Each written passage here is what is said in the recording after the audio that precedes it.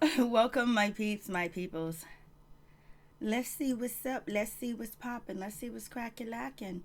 What's going on? Peep Squad is in the building. We're going to the top, to the top, to the top, baby. We're going to bring others with us. What's going on? What's popping, Peep Squad? Peep Squad is in the building. Please like, comment, subscribe, share the video. It'll be greatly appreciated from the bottom of my heart, my peeps, my peoples. Peep Squad is in the building, baby. We're going to the top, to the top, to the top, baby, and we're gonna bring others with us. Let's get this party started, baby. How y'all doing? How's everybody doing out there? Like, what's really going on? It is a beautiful day today. Let me tell you, it is nice. Summertime is coming, so you better be prepared for the summer, because the summer is gonna be crazy. It's gonna be a hot summer. Because there is so much shit going on that you wouldn't even believe, from politics to just fucking human rights. It's a lot going on. But we with that ADOS, reparations for my peeps, my peoples. You know what I'm saying?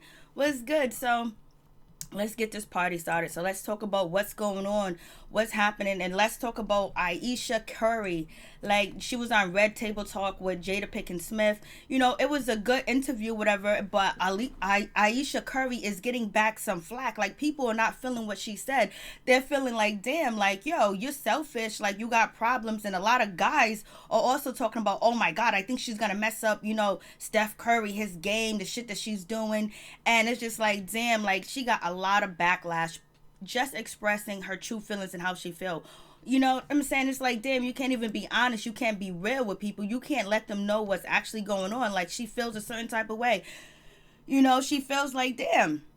But on top of that, you also got to realize that Ayesha Curry, she is on medication. She did say that she takes medication for her anxiety, and I'm probably almost sure that she probably take medication for depression too as well. Yes, she has a successful business. She does a lot of entrepreneurship, things like that or whatever. But she's still not fulfilled. She's still not whole inside, and that hole that is empty inside of her, she thinks somebody saying that she's beautiful, she's pretty, or the attention may help her. But it's just like, damn, people just like, yo, you want attention from other men and shit like that. Like, come on, your husband don't tell you you're beautiful enough. Like, what's wrong with that situation? Oh, that is just so trifling. So they're trying to make it seem like she wants some attention, like he gets, like, Steph Curry, he got women from 18 and on up, in their prime, looking for some hot meat, looking for him or whatever.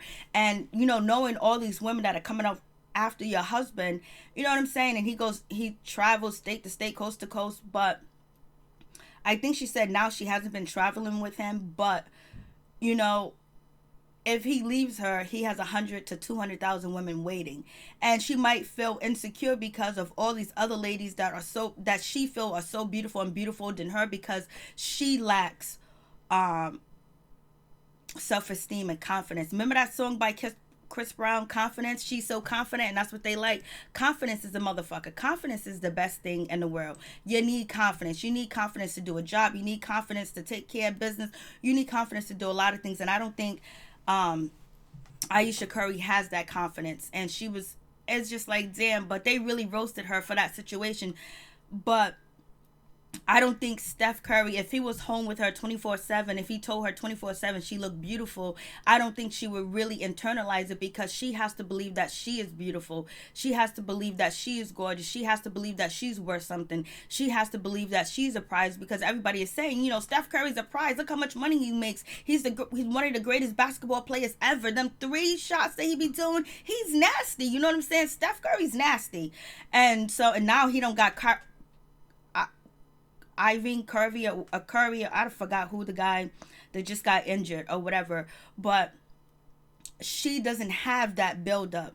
She needs that build up. She wants to feel just important too as well. But order for her to feel important, she has to believe that she's important. She has to believe that she's worth something. And then she did also talk about her having like a jealousy streak, like he has to introduce her to everybody in the room. And when he's having conversations with women, like, she gets upset and she just gets into the situation. She jumps in, she intervenes into the conversation. And even though Steph Curry's just being nice and courteous because he's a nice person, and I think she lacks being a nice person too as well, or just having a confidence where, like, that's my husband, he can talk to these people, he's famous, like, everybody knows who he is. And so she has a lot of issues going on. I don't think that anything came out about Steph Curry actually cheating on her or anything like that. But That's the situation that it may be, but he has not. So it's her, it's not him, it's her, because no matter what he does, she's not going to feel secure until she actually travels inside of her and internalize what makes her not feel secure. What is it? What is the situation? Because is she afraid to lose him? Is she afraid that she's not good enough? Or is she afraid that she does not compare to these women that are coming after Steph Curry? Or she just lacked the confidence, and she always lacked confidence. You know what I mean? So, we all may think that she's beautiful, but if she doesn't believe she's beautiful, then us telling her that she's beautiful goes into one ear and out the other ear, because she's not hearing anything, because she has to deal with what's inside of her, and she's working on it with the medication. And actually, she's working on it by actually going on to Red Table Talk and talk to Jada Pinkett Smith and all the women on the show, and then just be real, like how she feels. Like, she wants to feel beautiful. She wants to be told that she's beautiful. She wants to know that men are attracted to her. She wants to know that she's still hot shit. She wants to know that she's sexy, that she still got it. And I think she doesn't feel like she's sexy or she still got it. But sometimes it is nice to hear compliments, but it's deeper than that, because it's not just about the confidence. Because if it was just about the confidence, she wouldn't get jealous when, Steph Curry talks to people or talk to fans and want to intervene, and thinking that everybody wants a man and trying to take him from her, which is the case, but when he's at public functions with his wife, and she also said that he has to introduce her, like everybody know that she's in the room, that she's there, that she's his wife. Like, it seems like she wants to be just important as Steph Curry. She wants to be on a pedestal, like he's put on a pedestal too as well, and she feels like she's probably in Steph Curry's shadow. But no matter what he does, she's never going to feel like she's his equal, or he's putting her as his equal, because she lacks the confidence and the self-esteem. So that's the situation. I'm just like, damn, girl, tell the truth, shame the devil. Is that what they say? Tell the truth, shame the devil. So that's what she did. She got real, and she just said, like, yo, she got some insecurities. And who doesn't have insecurities? People do have insecurities, but your insecurities got to be fixed by you. You have to fix them. Nobody else can fix them for you. The old saying, you can lead a horse to water, but you can't make the horse drink the damn water. The horse has to choose to drink the water. She has to choose to work on her self-esteem and her insecurities, knowing that this man loves her, he's with her, he's promoting her. If she wanted to travel with him, it's okay. And then her, with her insecurities and then her anxieties and being nervous and just thinking that he's going to leave her, everything is going to crumble, can also push him into the arms of a woman that is secure, a woman that he can please, he can satisfy, a woman that is confident, that when he walks in the room, he talks to other women, she knows that he ultimately loves her and he belongs to her, and he puts her in a high regard and respect, which, Ayesha Curry does not feel. And that's sad that she doesn't feel that way, but that's something that she has internalized. She has spoken it out in existence, and people are talking about it. So I believe that's something else that she's going to work on. It's something that she began to work on by being honest and open about how she feels. And the beauty is within. She has to realize that she's important, that she's a good mother, that he loves her, he's attracted to her, and she doesn't need anybody else to tell her that she's beautiful, that she's this, that she's that. And she doesn't have to insert herself when they're at public functions, thinking that he is flirting because he's so nice, and she's like, I'm not that person, I'm not nice, or whatever. And I think she has to work on, if she wants to be more humble and more nice to people, she has to work on that herself. That's just the situation. I was like, damn, but she kept it real. She kept it 100. She was like, yo, I don't feel sexy. I want people to tell me that I'm beautiful. And we do want that. Like, when you put on your nice and you put on your best and you strutting, you want somebody to say, nowadays, we have, what do you call it? Feminists that, some of them like, oh, if a man says that you're pretty or whistle at you is bad. But some women want that attention and makes them feel like they are a woman. But you need more than just somebody giving you attention or whistling at you. You just have to know who you are. And that's where she has to find herself, because she just finds herself as being Steph Curry's wife, the mother of his children, not even all the business accomplishments that she has accomplished too as well. So it's her, but she wants to feel like she's wanted. So is she saying that he doesn't want her, or she feels like he doesn't want her because basketball and, you know, pleasing his fans and pleasing people, you know, takes away his attention from her? Is that what she's trying to say, or is it just her inside? I believe it's just her, because the way that he was raised and the way that he is and the way that he flaunts his wife, I believe that he loves her cold-heartedly and he loves all her flaws, but she has to love herself and she has to love her flaws and work on her flaws too as well. And she probably doesn't think he has any flaws. You know, she probably thinks he's just the greatest, and she feels like she lacks this, she lacks that.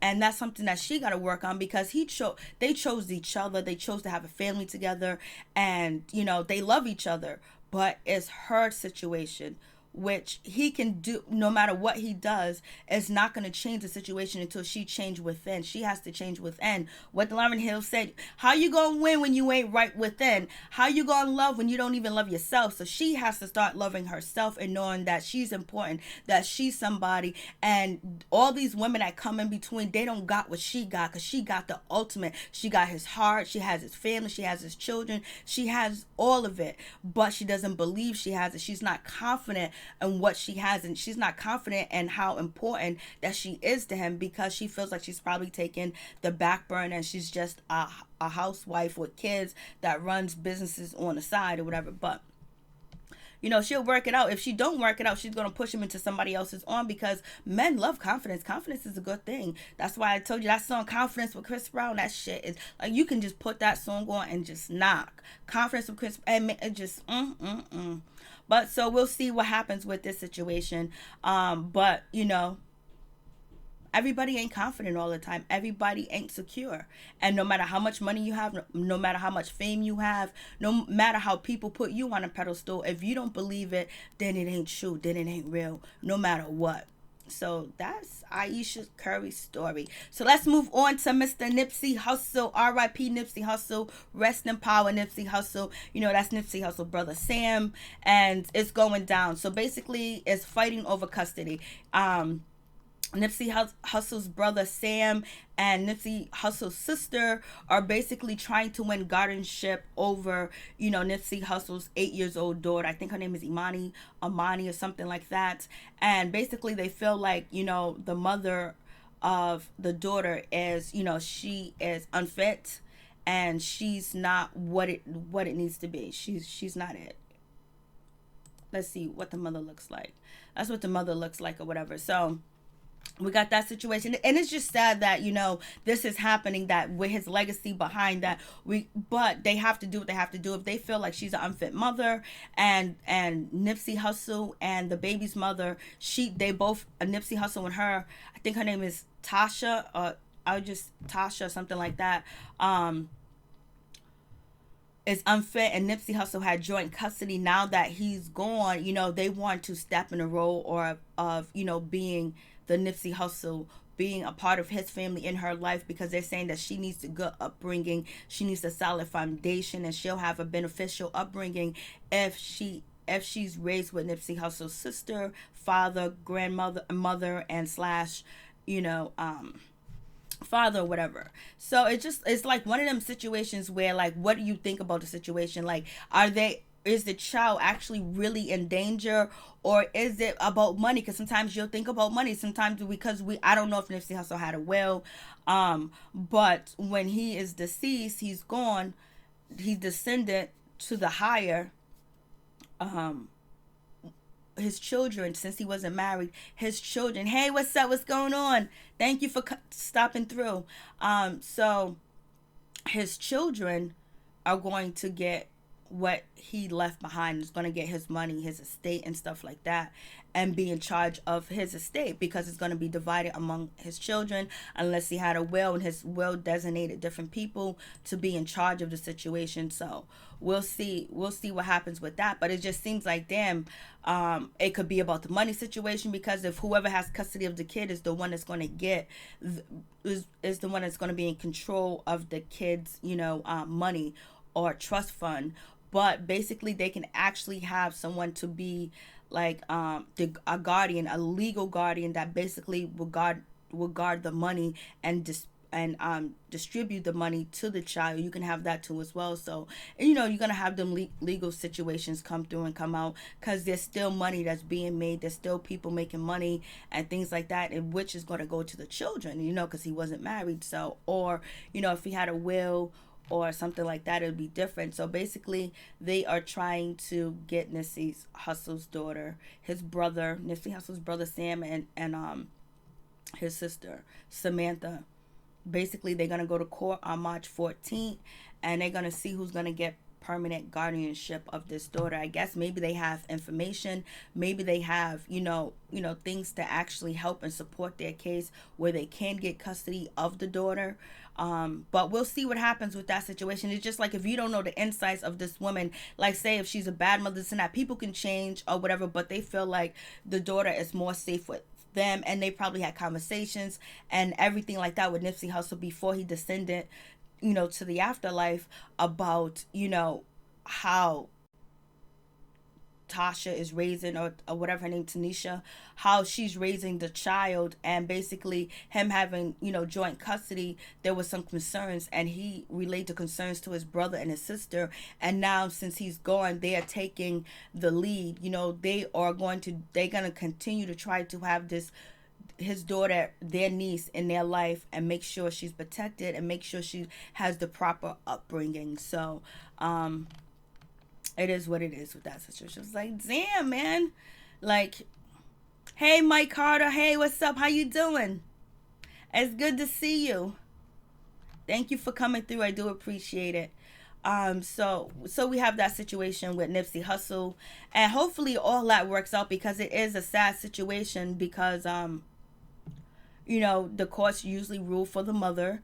But we'll see if the judge rules towards Nipsey Hussle's brother and sister. That means there was some evidence that was found that Nipsey Hussle's baby's mother, the child's mother, was unfit to raise the child. She doesn't have the proper knowledge to raise the child. So I'm just like, damn, it's going down. And they looked happy at one point in time. This is, his daughter when she was young, because now she's 8 years old. But shit happens. And it's just sad, because not only Nipsey Hussle being taken away, now his kids have to suffer the blunt of the situation, where now there's a battle over her father. She's 8 years old, so she understands her father's dead and gone, and now that's the custody battle. Who does she want to go with? Sam? Does she want to go with Samantha, or does she want to stay with her mother? So now his life being taken away affects everybody, so it's just really a sad situation. It really is, just to look back at it like, damn, this is happening. This is going on. It's just like really a sad situation. So moving on, hopefully, peace goes to that situation, and the rightful gardener, the right guardianship of Nipsey Hussle's daughter is granted to the right person, and she's protected, and he's looking over his daughter and actually help make the decision where his daughter should be raised. So that's all I can say about that situation. But if the child's in danger, get that child out, because your brother ain't here to fight for that child anymore. So go get her. Do what you got to do. So let's talk about Wendy Williams. Wendy Williams be out here. Wendy Williams be out here doing the most. Wendy Williams be on a TV show talking shit about people. She be talking mess. She be talking junk. She be like this and that. And you got millions and millions of people watching.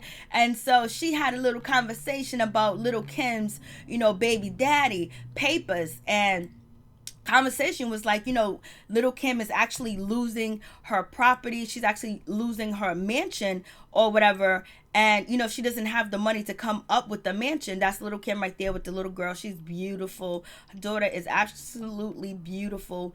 And, This is Wendy Williams and this is Papers, Little Kim's baby father. So so Wendy Williams was on the show. She was talking like, oh shit, his name is Papers. He should have some money. He should be able to support Little Kim. But oh yeah, I guess they're not together. With a name like Papers, he should be able to work finagle the paperwork. He should have this money or whatever. But it is what it is. And so she talked about him last week because Little Kim was going to a foreclosure with her mansion or whatever. And Wendy Williams was taking a little shot at at Papers and Little Kim, because basically Little Kim's home was getting foreclosed for $2 million. And she said, Wendy Williams said, if the father of her child name is Papers, he should be able to take care of it. But she did add that if Little Kim and Papers are not together anymore, he might not feel like it's his responsibilities. Okay, I'm reloaded. So we see what they saying. We see what's up. We see what's popping with the situation. So Wendy Williams was sitting back in her chair. She was talking her shit. And guess what? She done ran up on Papers. Papers done ran up on her. Hey, Mike Carter. Oh, thank you. I appreciate that. Much love, brother. Much love. Check out Mike Carter. Mike Carter's in the building. I was actually on his live yesterday, and it was actually interesting learning about the truckers and what truckers go through, and just sometimes it's a lot of racism and the trucking industry, and just basically how you driving a long route, and then you get to your rest stop, you get to your pickup place, and then you got to go through all the triangles. You got to go through all the circuits when you are on the road driving safe, making sure you don't endanger anybody. But yet, you get treated like you're less human. People try to take money out of your pocket and treat you like somebody, treat you like you ain't nobody. And I was like, damn. And I heard that story before. So the truck is very important to talk about how racist the trucking industry can be. It's good for some people, but especially if you traveling to these states and these places where there ain't no black people or they ain't feeling black people, is a problem. So Wendy Williams gets into it. So Papers, he walks up on Wendy Williams. Wendy Williams was like some young dude. He walked up on me. He looked good. He had curly hair. He had nice hair. I don't know if his hair was processed. He was taller than me. He had jewelry on. He had the diamonds in the necklace. That rapper shit, that hip hop shit, all that stuff. He was looking good. I might be 50 something years old, but I know a good looking young man when I see one. And then she said she was kind of nervous. She grabs her nephew's hand because I think he was out shopping with her, and he was like, do you know who I am? And she was like, no. She was like, I'm Papers. And Wendy was like, so are you mad at me? He goes, no, you got to do what you got to do, sister. See, Wendy Williams don't know, like, shit, Wendy, I want you to talk about me. You know what I mean? You talking about Papers on his show, that's gonna have people looking him up, checking his IG, checking his Twitter, whatever accounts he has, and then boom, there might be some music they might like and they might purchase it. So it's a double-edged sword with Wendy Williams talking about you, especially if it's something really bad. But this wasn't bad. She wasn't shitting on him. But you could talk about me any day, Miss Wendy Williams, queen of media, queen of talk. You could talk about me any day. So Paper was like, nah, you doing your job. You doing what you're supposed to do, baby. And Wendy Williams said she was scared. She said she told her nephew, hold on to me, baby. He might snatch my wig. So it wasn't that situation. And so she was just kind of surprised about the situation. And she was like, I bet she thought twice, like, damn, I got to be careful because people can just fall up on me. I got to roll with my security guy because I might say something really derogatory or negative about somebody and they might feel a certain type of way. I wonder if she's thinking that way. But she was like, oh, it was a cool encounter. She threw Little Kim's name out there. Wendy Williams is lit. Like, she's lit. She's definitely is lit. So that's what the situation is. Thank you, Mike Carter. I really do appreciate that. Check Mike Carter out. You know what? And also, Mike Carter told me that he get his pilot license to fly. That's some real determination to want to be a pilot and fly. That's some real shit right there, son. Like, that's you, like, to just have the confidence and ability to know that you can do it and, want to do it. That's some real shit. A lot of people don't have like that. Sometimes they feel afraid of doing different things, So that was cool. And so who are we talking about next? So we did the Little Kim, and Wendy Williams situation. Let's talk about our boy, none other than the Chicago Bulls, Dennis Rodman. Dennis Rodman was out in LA and he went to a store. So Dennis Rodman, he went to a store and basically He went with 2 women and 1 male, and they went to a store, that a famous yoga store. Like, I mean, like, this store is just so famous, and all this other stuff. You know, big people shop there, people that got millions of dollars. So Dennis Rodman takes his ass into that store, and he's with, you know, two female. They are Caucasian females and a Caucasian, you know, gentleman that he went in the store with. And so when Dennis Rodman took his ass into the store, right, you know, the 2 women started stealing. The 2 women was going around stealing, you know, yoga shit and all this other stuff. Just stealing, just putting yoga shirts or whatever. And then supposedly, allegedly, you know, the guy that was with Dennis Rodman, you know, had a big old crystal, and he wanted to buy this crystal. He picked it up and tried to put it on a dolly, and then it shatters, it crashes and shit like that, right? And so then why that shit shatters, and then the owner, the secretary, whoever works in the damn store is trying to get the pieces together, and then basically the women are stealing. But Dennis Rodman wasn't stealing. You didn't see Dennis Rodman stealing, so why are you guys trying to pin the story on Dennis Rodman set up a heist, Dennis Rodman stealing? Dennis Rodman didn't steal shit. Them motherfuckers was in there stealing themselves. What do Dennis Rodman need yoga pants and yoga shirts for? This was, you know, he used to dress in drag or whatever, or dress, you know, like a woman or whatever, but he wasn't looking for no shit in there. So they stealing. And now they're blaming Dennis Rodman. You know, the store owner, they went to the police. They would say, when they came in the shop, they reeked of alcohol. You know, they had to throw that he reeked of alcohol and everybody else, because they knew that's Dennis Rodman, demon alcohol. So basically, you know, it's $500 worth of shit stolen. You know what I mean? Dennis Rodman's was from the hood of Blase the Third. If he gonna steal and set up a robbery, it ain't gonna be for $500. Ain't gonna be for no yoga shirts and no yoga pants. Them women clearly was in there stealing. They got you know, they got sticky fingers. And so, and the crystal that was broken, that, you know, Dennis Rodman alleged, you know, partner broke, was $2,500 or whatever. He dropped it, and then the women were stealing. So now they try to come after Dennis Rodman. But Dennis can't catch a break, baby. Dennis cannot catch a break, baby. I'm like, damn. So now they're filing charges against Dennis or whatever. They made a police report. Dennis Rodman has not been arrested, I don't believe, but we'll see what happens with that situation. I'm like, damn, Dennis. But Dennis didn't do anything. He clearly was not stealing. What? He clearly was not stealing at all. The other people were stealing. The 2 women were stealing, not Dennis Rodman.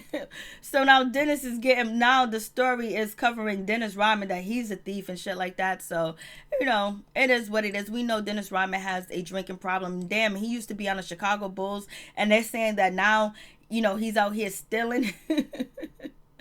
Yo, Dennis can't catch a break. He better call, you know, somebody.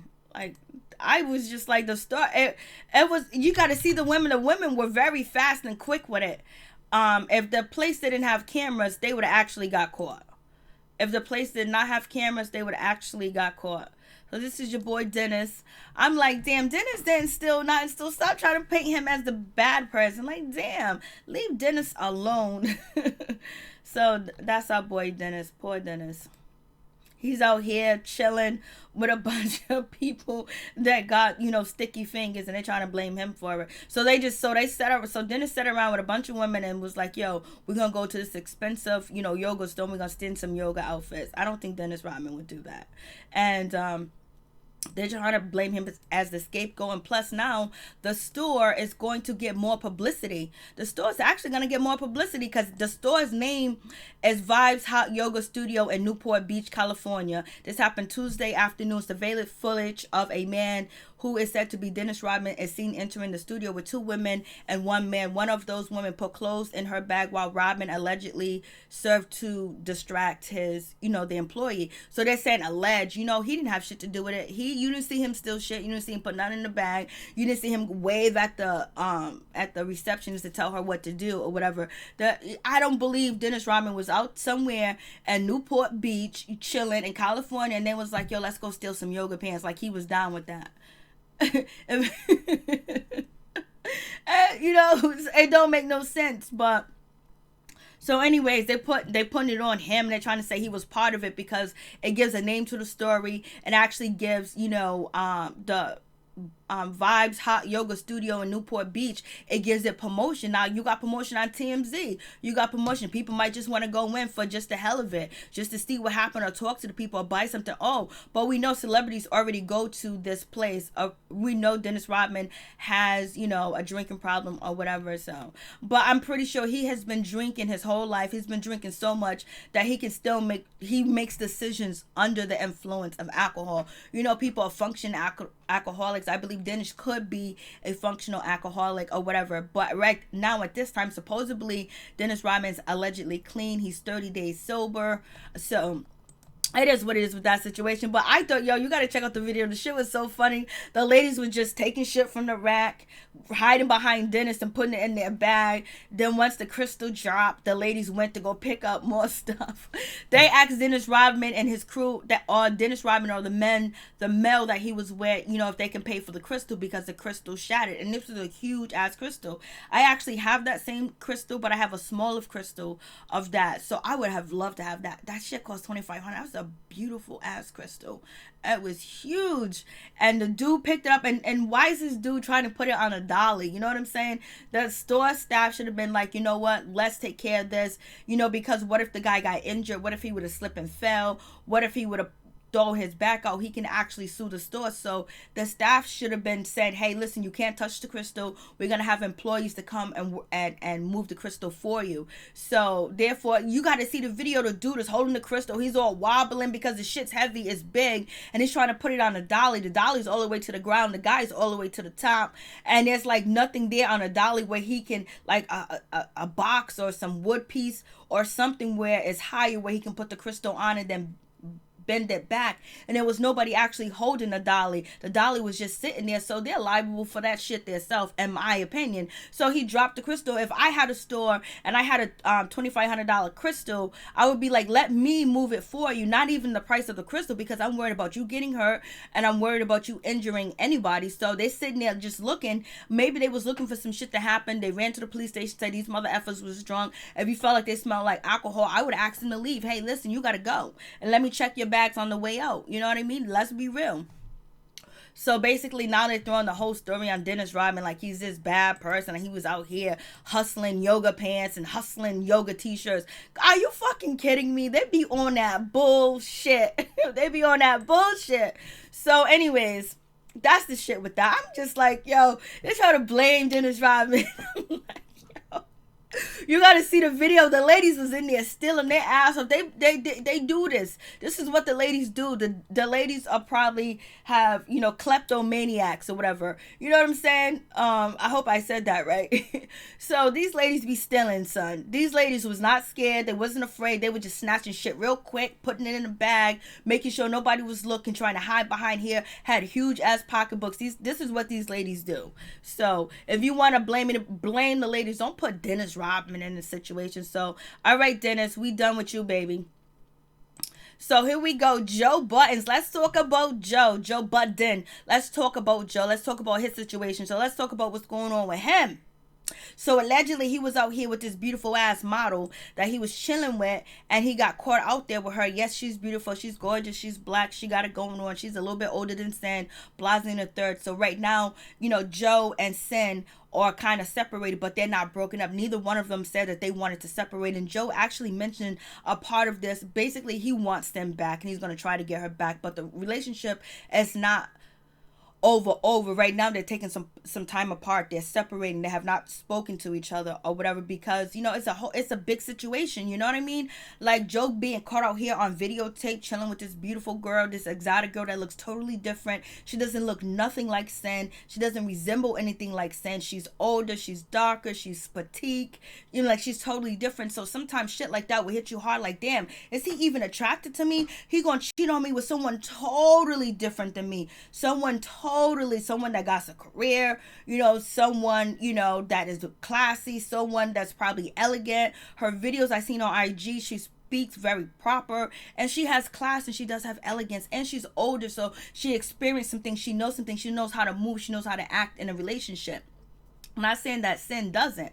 So, seeing that, and then on top of that, you also got to think about the situation of how Joe feels too as well. The game coming out and talking about, oh, I effed your fiance, I had her, I had this person. And if you get back down to the nitty gritty, Joe had beef with Game and Wax years ago. So this beef and like this animosity and saying they're cool but they're not really cool goes way back. And now Game put a song out and alleging that he done slept with Sin and he had Sin. She's a pass around. That's not a good look for a man. Certain men don't care, because look at Superhead. Superhead married after she put out her book. You know what I mean? So look at Kim Kardashian. She had a sex tape. Boom, she got married. So, but I don't know how. I think it's hard for Joe to accept that, because he has explained plenty of times on his podcast a long time ago that he don't like that shit. But even though it's before him, but he feels a certain type of way when he's in a room with a woman and everybody done slept with her. So, and Sin didn't come out and she didn't defend herself or say that, hey, or say, hey, Game, listen, I didn't sleep with you. You lying on me. You never had this cootie cat. You never had this. You never had these cookies. And you never going to have these cookies. And why you lying on your name? You're a grown-ass old man lying that you had sex with a 20-something like me. Like, she didn't post that. She didn't try to defend herself. But I believe Joe Budden stopped her from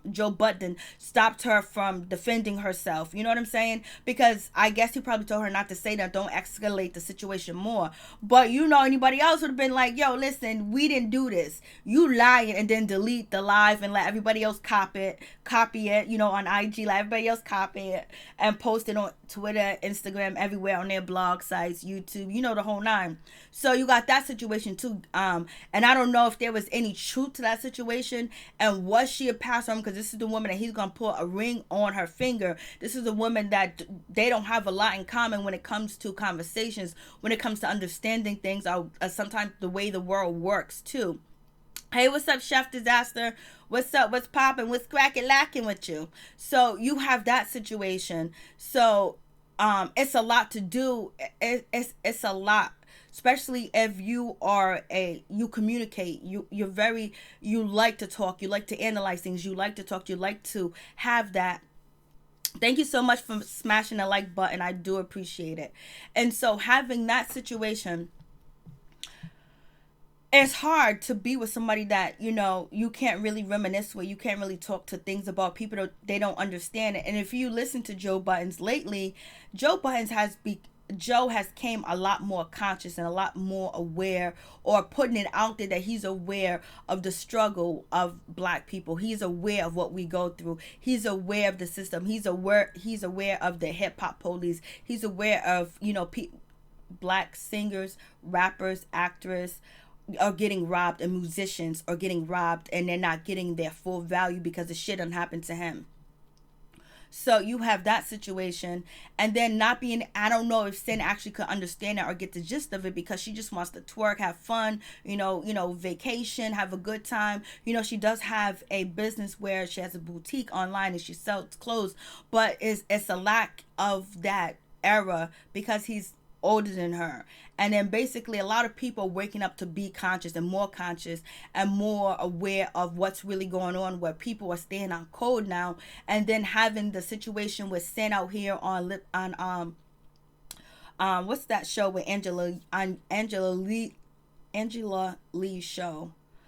I forgot the name of that show. Lip Service, having her on Lip Service, and basically saying that Black men treat Spanish women more better, and basically, because she got the sauce, and that basically, saying that, Black men don't really appreciate Black women, and when they get a Spanish woman, they treat her better, and they put her on a pedestal and all this other shit that she said. That Joe Budden's kind of came on, tried to correct that situation or whatever. So now a lot of people are not feeling any type of remorse for Sin, especially the Black women, because like you act like everything, like your shit don't stink and you get treated better, but it looks like you get treated the same way because you just got cheated on in public, and then he cheated on you with a Black woman. So it would have been crazy if people on Joe's side with the situation with Sin, because a lot of shit that has been going on with her. And then on top of that, a lot of people are saying that Sin did not respect Joe on Love and Hip Hop. She had tantrums. She ran out the van. She was yelling. She was running across the street. I want sex. I want sex. Doing all that craziness. Like, yo, chill the fuck out. My dick. I bet he was like, my penis ain't that good. Like, you wildin', son. So we have that situation with the Joe Buttons and Sin situation. So I'm just like, damn, it is what it is. It's going down. But I think Joe does love Sin. And I believe Sin loves Joe. And I believe Joe wants Sin back, but he needed a breather. He needed some air. And he did it the wrong way. And I don't know, like he wasn't having sex with Sin for like a couple of months. And I gotta hurt her too, that damn, my husband ain't even, my fiance is not attracted to me. He don't want to have sex with me. Don't want to spend time with me. It just seems like Sin needs more of a career. She does have have a boutique, but obviously the boutique ain't keeping her busy. And she also wants to do music too as well. So work on that. So it is what it is. I'm just like, damn, it's going down with that situation. But in my opinion, I believe Joe and Sin are going to get back together because this is Sin's first child, and this is a really serious adult relationship that Sin is in with Joe, and they live together. They have a child together. So especially when the child is so small, it takes time for people to really say, I don't want to do this. They still believe that the relationship can work, and they want it to work because, and then on top of that, Joe really wants to be a father because he wasn't a father to his first son like he wanted to be. He's in his first son's life now, and he's supporting him, but he feels like he missed out on his son. He feels like, but he's appreciative of the mother of his first son, that she raised him to be a great young man, and she took over. She was the mother and the father, and he appreciates that. So I don't think he wants to live separately with his child and not sin together, because ultimately he speaks about he wants to be a full-time dad. He wants to have his child around. He talked about it, when he did therapy on Love and Hip Hop, that he's in fear that he'll end up like the way he treated his first son, and he don't want to do that. So I believe some way, somehow, he's going to be able to win Sin back over. And Sin is still, growing. She's still developing. And this is just like her first really adult relationship. And she does love Joe. So I believe that they're going to get back together and they're going to work it out. But it's going to have to be communication. And Joe's going to have to be willing to teach her. And she's going to have to be willing to listen to as well. And then Sin needs Joe to actually listen to what she's coming from and not think what she's saying is just childish and just not kiddyish, and it's not important, because Joe could quickly throw you off when you have a conversation with him by bringing it to a whole deeper level. When you want to focus on one point, he wants to focus on another point, and then boom, your point never gets heard. So I believe Joe's going to have to be patient and listen to what Sin concerns are. She might be young. She might have different concerns than you have, or different concerns than most older women have, but still she has concerns that need to be addressed by you. So we're going to see how that situation pans out, but they're going to get back together. I guarantee you. I put my money on it. They getting back together. And let's get to Safaree and Erica Mena. So supposedly, Safaree and Erica Mena, it's going down. Supposedly, they might not be, so crummy, lovey-dovey together. It seems like there's some shit going on that Erica Mena feels that she is not important. So basically, she has been missing from social media. Damn, she could probably want a break, but this is what the stories out here is saying. So basically, she posted on IG, I want more women to experience love that doesn't involve suffering first and beginning glorified later. So basically, she's basically expressing that, she wants to be in love and not be involved in suffering. The glory comes later, but she wants the love up front. That's what she wants. She wants the love. She wants the happiness. She wants the glory, but she doesn't want to suffer for it.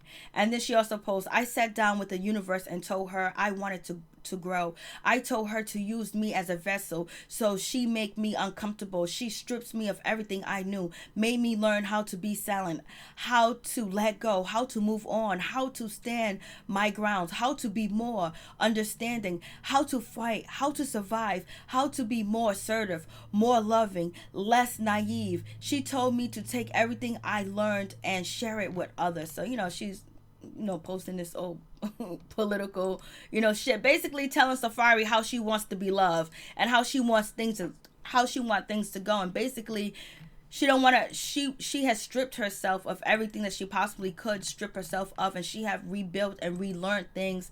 And basically she wants to be less naive, and she wants to grow together. She wants to do all this crazy shit together. So basically, they're saying that there's some rumbling going on that, Erica, Mena, and, Safaree basically are on the way out. Like, their relationship is crumbling. I don't believe it's crumbling because of sin.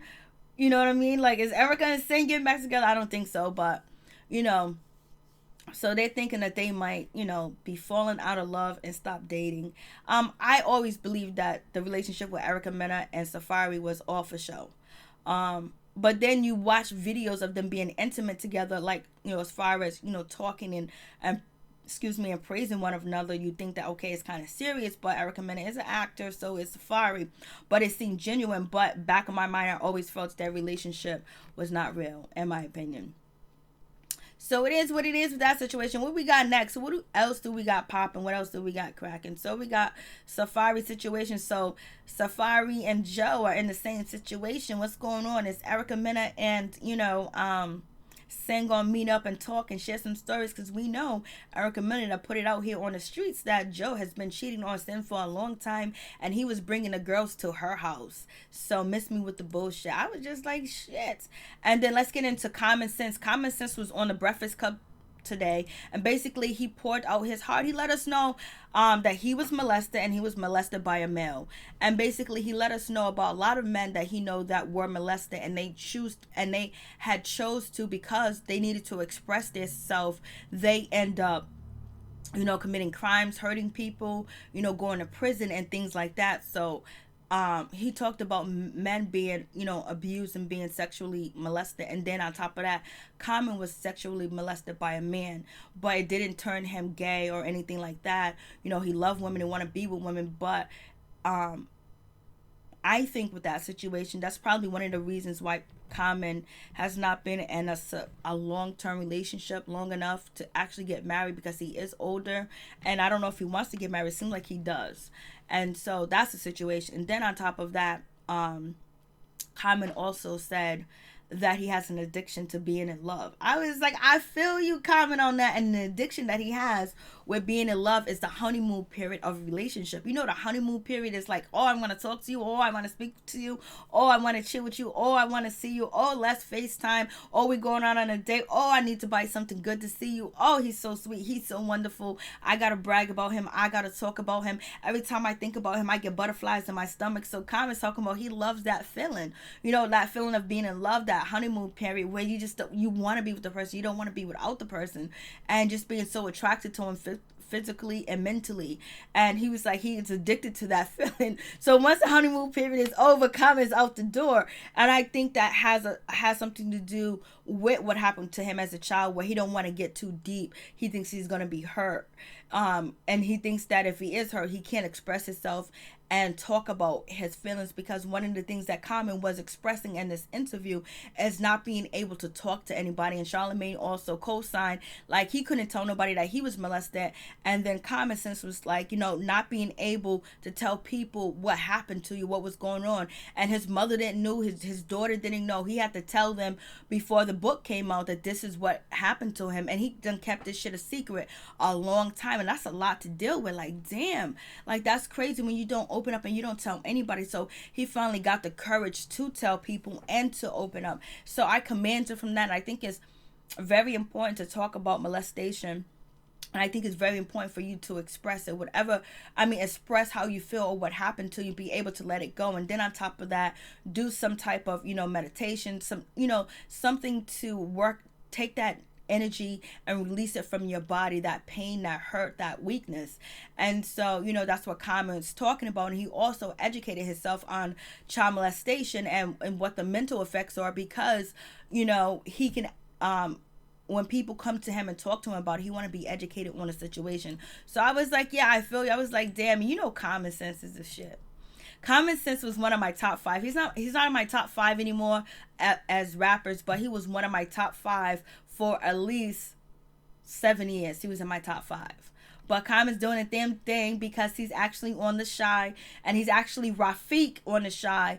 And, I'm glad that he's actually using his platform to talk about molestation in the black community with men, where people don't think it happened, or you got to be quiet, you can't say nothing. No, you need to say something, because if you don't say something, that person's going to continue to molest. And plus, it sets you free of the guilt when you speak up and you say something. And I don't care if you're family members, your auntie, your uncles, your brother, your sisters, they don't believe you, whatever. Go tell the teacher, tell your mother, tell your brother, tell them this is what it is, and it'll free you. And it depends on what the adult does afterwards, whether you should continue to be, involved with them. But you have to set yourself free and speak. Shit, it's 2019. Go to police station yourself and file charges, straight up and down, because you can do that. If ain't nobody listening to you, go out there and you tell, baby. Tell, because it's going to help you a lifetime. Because you can deal with that situation right then and there, and basically a person can get prosecuted or not, but you did what you're supposed to do, and you're not in shame and you're not in fear. It's not like they're holding something over your head, like you did something and you can't be open with nobody. You can't have a serious relationship because this is what you've been through, and it hurts you and it brings you back. Tell. Anybody, you've been molested, anything happens to you, tell. I don't care. Tell yourself, tell. Email yourself and then email it to the police station. Tell. Don't hold these mother sucker secrets. And I don't care if your mother, your father, your uncle, your sister, none of them want to hear about it. You think, tell them, and then you can hold them accountable in the past, especially when you make it like common and say, I don't want you in my life because you didn't protect me when I needed you to protect me. Point blank, period. Tell. Don't be ashamed. You didn't do shit wrong. It's them that did it wrong. They're wrong. They're evil. They're low down. They're dirty. And they ain't nobody. And therefore, they should be somewhere behind bars. You know what I'm saying? For real. If you're a child molester, you should be behind bars. I ain't going to tell you what you really should. But tell. Because you're going to help the next person not go through what you've been through. So, I thought that interview was really, really good. And I thought it was really good with Common. That shit was on point. Let's see what this is. That's nothing. And that's our boy. So we finished. We talked about everything that we needed to talk about. We went in. We talked about what we needed to talk about. Thank you guys for coming through. I really do appreciate it. Check out Mike Carter and his stories on traveling. And also he travels too as well with his job and his job now. And actually wants to be a pilot and going to take the steps to be a pilot and the information. And then sharing the trucking industry and the trucking information with people, because it's really serious. Like, and I know a lot of people I know one person was telling me that, they was going through like a barrier where the truck had to get weighed in. And everybody passed, but he had to stay there 2 days, and he was the only black person, and he was somewhere in the deep south. So it's very important to know what to look out for and understand that you're not the only one, because sometimes people think that these are isolated situations, and no, they're not isolated situations. And check out Chef Disaster. Check out his channel. Peace, love, joy, no violence. Spreading peace, not violence. Check these guys out. Check out my friend, with the writing. She does food. The plates are delicious. Check it out. Thank you guys for coming through. I do appreciate it. Much love to all my peeps and my peoples. If you guys got anything to say or whatever, let me know. If not, we're going to be signing off, and I'll be back later, but I think I'll be back. I don't know if I'm going to go live later, but I might just shoot some videos out there. You know what I'm saying? My schedule has changed, so I don't have that much time to do lives like once a week, but whenever I can do lives, I am going to do lives. You guys see what's up. Anybody that clicks on this video after, see the names in the chat and go to their channel and see what's up, because they got some information. You peace, love, and you got transportation. You got Tupac Shakur. You got relationship advice too from Chef Disaster, how a man his aspects of a relationship and how to treat a woman. And then you got Mike Carter, with his whole story. Like, the shit is real. Like, it's not just because you got a job and shit, you know what I'm saying, everything's cool. But us black people, we be going through some things at the job. Like, people we could be the best on the job. We could do everything we're supposed to, but we ain't liked. So therefore, they try to make the shit tough for us, or try to make us lose our job, or try to make us get out of character. So, it's good to listen out for the traps, because there's a lot of people that's in the trucking business that are black, that are new, and some people just like to drive and like to be on the road. There's nothing like the free road, baby. So peace, I'm out. One love to all my peeps and my peoples. Peace Squad is in the building, baby. We going to the top, to the top, to the top, baby, and we're gonna bring others with us because we gonna do this. We got this. Peace. Peace, baby.